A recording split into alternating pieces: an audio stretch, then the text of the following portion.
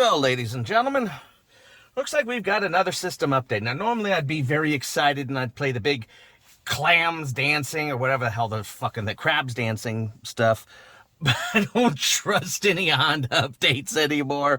But considering it's for the head unit, which is a pain in the freaking ass to begin with, I can't say I'm too unhappy about it. Basically, we're going to go to our system updates. You can either have it installed when system's off or on now. It says it takes 2 minutes, so we're going to literally see how long it really takes. We're going to go over what it fixes in a few moments. It lists here at owners.honda.com, vehicles, subscriptions, downloads, updates. And then you look up your year and all that kind of crap, and it tells you all the updates. It looks like some of the updates may be good for me, assuming they actually work. So we're going to hit the install now. Oh, boom. Wow, that was quick. 2 minutes, my ass, more like 2 seconds. Of course, it hasn't turned back on, and heaven knows if it ever will, right? With Honda, I don't trust it. I'm thinking about making shirts for the channel. Maybe saying Honda programmers suck, or Verdier says it can't be true. Maybe those are the kind of shirts we should make for this channel. Oh, I'll probably sell one, and I'll have to buy it myself. Well, that's it. That's the update. That's all there was to it. I have a feeling most of the update is downloaded as you drive and put in the system, or downloaded overnight. And then you can have it either install while you're in the car, while it's on, or afterwards. As you can see, the OK button is still dim. Boom, just popped on, so it did take a little while. Press the button, and it's still thinking about whether it wants to load up. And boom, everything's there.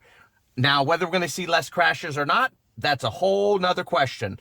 We're now going to get, I'm going to get online, and I'm going to bring up all the changes that are done on this and show them to you.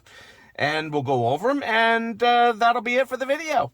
Now, for all those wondering, should I do this update? I don't think you really have a choice. I have a feeling that even if you don't do it, it's either going to hock you to death, or it's going to do it eventually against your will. I really don't know for sure. At this point, I'm not sure I trust any of their updates anymore. That is interesting, though. If you'll notice, installation new software complete, thank you. It did change where my stuff is. My buttons have changed, or have they? Oh, hell, I don't know. Maybe they didn't. Oh, God. Guys, I work overnights now. I ain't telling where, but I work overnights, and it sucks. It royally sucks. They pay extra. It's reasonably good money, but it freaking sucks. So we're going to leave it that. Yeah, shut up.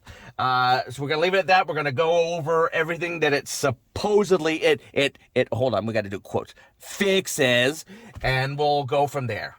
Verdier out. Okay.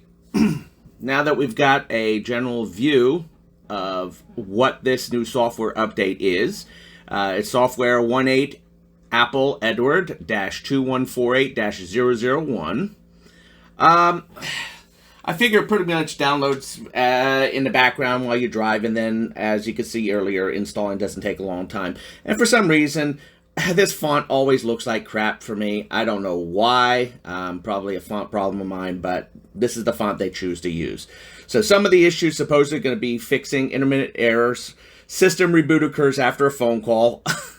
And more like system reboots whenever it damn well wants to, at least for me. iPhone device is recognized as USB-audio, but CarPlay does not launch. Well, that sounds like something that happens with Android phones too. Let's see.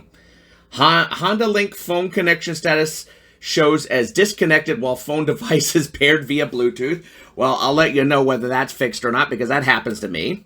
Cover art does not display during Bluetooth audio playback on iOS 13 and later iPhone. That's good for you iPhone people. Rear camera dynamic guideline settings are hidden after USB software update. Didn't have that problem.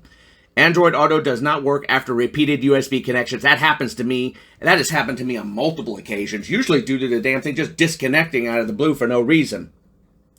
I've changed several cords, so hopefully it's chilled out by now, but at least After a while, it just wouldn't connect without starting the car back, turn the car off and back on. The OTA update screen freezes once the update reaches 100. Haven't seen that. System reboot occurs after transitioning to a rear camera screen, shift or reverse, or anytime during ACC on.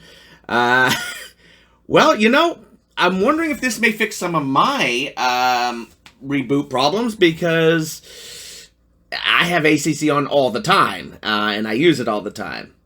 And last but not least, unfortunately, camera has stopped, pop-up message appears. Well, unfortunately, camera has stopped, pop-up message appears means the damn camera program or whatever crashed. Maybe you've used a newer version of Android software, but these are basically some of the repairs that this shows is going on with this particular update. Some of which may actually fix some of my issues. I have to be honest, I'm not really holding my breath on any of it, but, beggars can't be choosers, and I think I'm just happy that there was an update at all. So for all of you guys, I don't think you really have much of a choice. Do your updates, see how they work, and if you guys have any opinions, let me know. If you've seen any improvements, let me know. Take care. Vertier out.